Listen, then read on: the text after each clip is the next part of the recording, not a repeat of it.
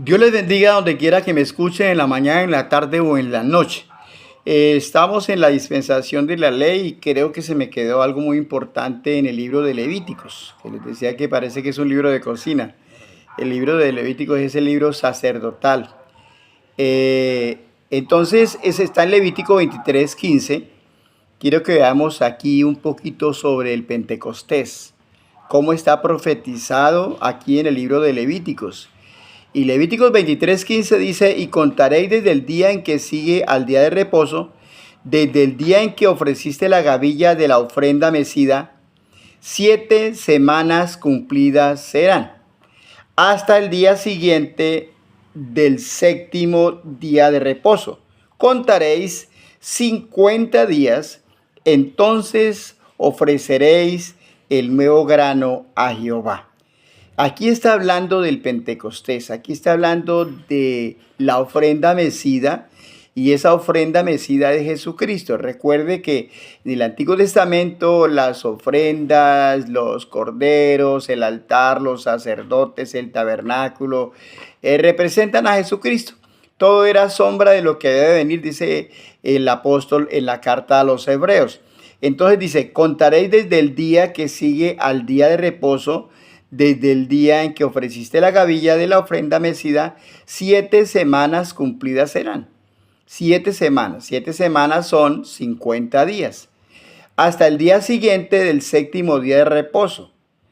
Contaréis 50 días completicos. Entonces ofreceréis el nuevo grano a Jehová. El nuevo grano para Jehová es la iglesia. Es la iglesia. Es el comienzo de la iglesia que el Señor Jesucristo fundó. Primeramente con sus 12 apóstoles. Entonces es la iglesia el nuevo grano que se ofrece a Jehová. Entonces dice la palabra de Dios que el Señor Jesucristo dice en 1 Corintios capítulo 15 versículo 4, dice: y que fue sepultado y que resucitó al tercer día conforme a la Escritura. Estoy en el Nuevo Testamento, 1 Corintios 15. Y que apareció a Cefas, que también es Pedro, después al resto, a los 12.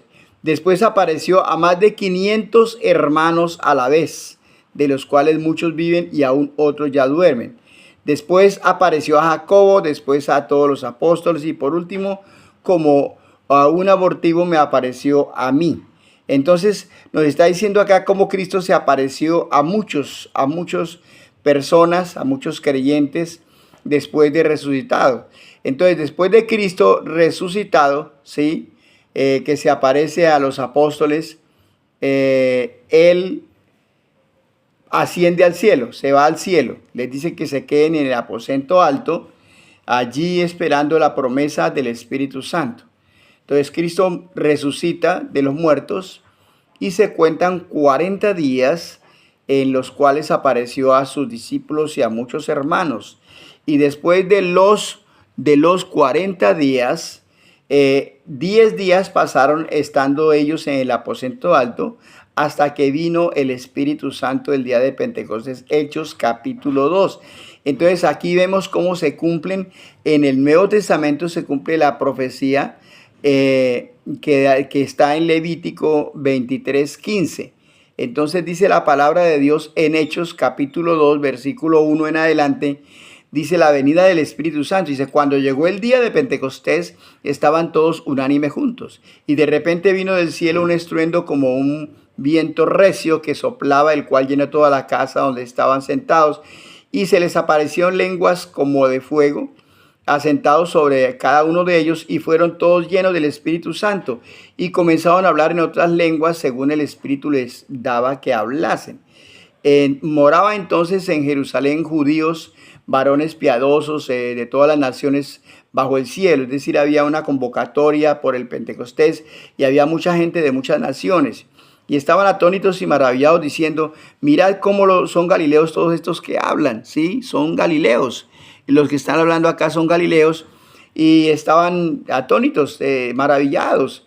¿Cómo pues les oímos nosotros hablar cada uno en nuestra lengua en la que hemos nacido? Y nombra aquí una cantidad de naciones en el versículo 9 y 10, lo cual no alcanzo a nombrar. Lo que quiero decir aquí es que ellos no estaban hablando cualquier tipo de lenguas.